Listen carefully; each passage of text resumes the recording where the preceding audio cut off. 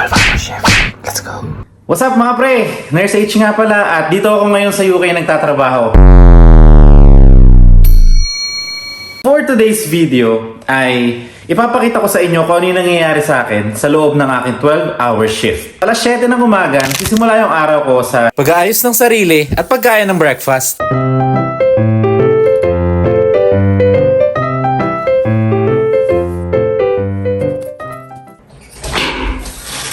So ayun mga pre, ready na ako para sa aking 12 hours of shift.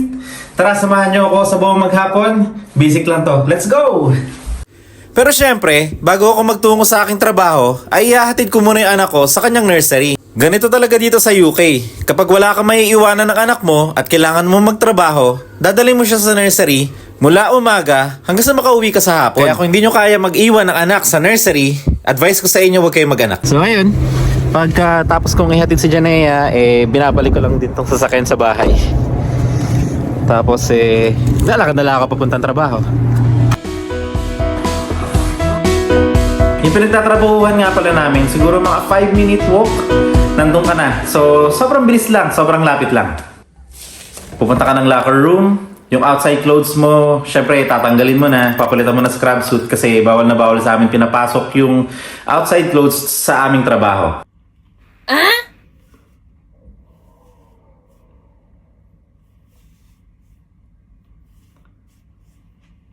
12-hour shift. Let's go. Pagkapalit mo ng scrub suit, papasok ka na dun sa theater. Titingnan mo yung allocation mo dun sa board kung saan theater ka naka-assign for the day. So, yun, importante at pag alam nyo mag-scrub kayo, i-prepare nyo na yung sarili nyo, umihin na kayo, kumain na kayo, may kayong tubig kasi wala nang alisan. 8:50 AM, nagkakaroon kayo ng briefing.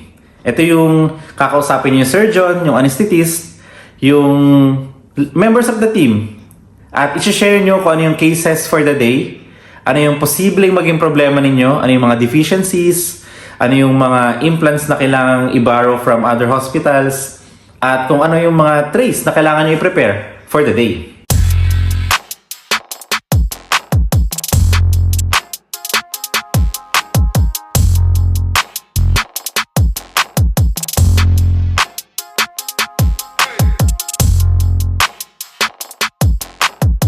After 4 hours ng pagsascrub, ito itsura.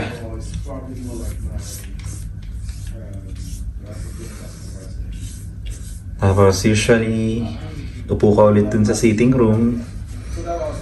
Tapos magla-lunch break ka 30 minutes. Pagpatak ng alas 12, ito yung tinatawag na lunch time. O kung dito tawagin sa UK ay dinner. Dinner yung tawag nila sa lunch. So, 30-minute break ito. At tinatawag nila itong protected times. Meaning, hindi ka nila pwede kausapin. I know. Kung alam ko yung iniisip ninyo. Ang sarap, di ba? Unlike dyan sa Pilipinas,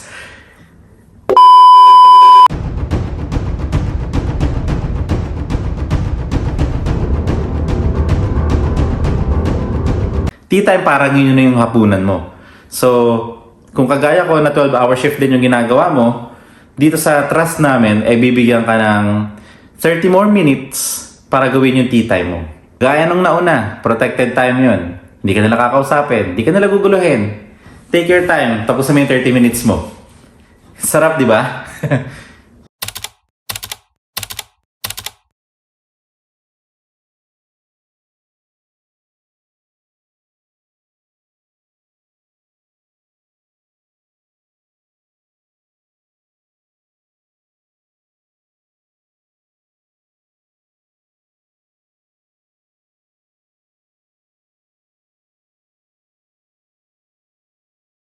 Pagka natapos na yung mga kaso, yung mga patient nandun na sa recovery, kami naman mga late shift ay nililinis na lang yung mga theaters na ginamit. Binabalik yung mga implants, binabalik yung mga trays. Kumbaga, hinahanda namin ulit sila, ready na for tomorrow's cases naman. At doon nagtatapos ang ating 12-hour shift. Pabalik na tayo sa locker room para mag-change ng scrubs. At pagpatak ng alas 8, mabuhay ka kapatid dahil uuwi ka na. Yung katawang lupa mo, alam ko pagod na pero kailangan ko pa rin maglakad ng another 5 minutes para makarating ako sa bahay namin at makapiling ko na ulit yung pamilya ko.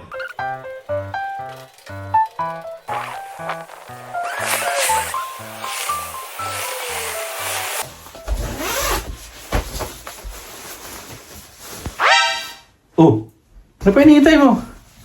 Tapos na! Sabi ko, di ba? 12-hour shift lang. Hindi ko naman sarapin 24 hours. Nakauwi na ako sa bahay. Ito na, gabi na oh. Ano? Tapos siguro itong video na to. Siguro naman, nakita mo na yung buhay ko sa pagiging nurse. Ano? Di ba? Basic lang.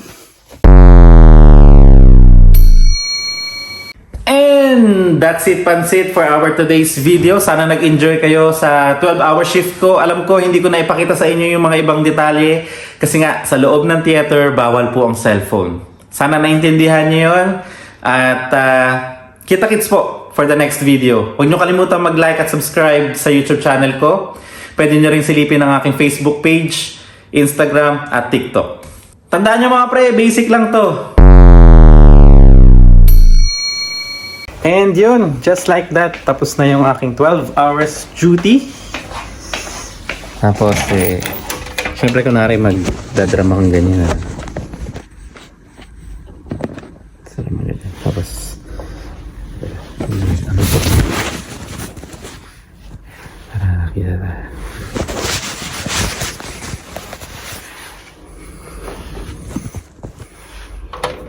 Tapos kunwari sasarang mo.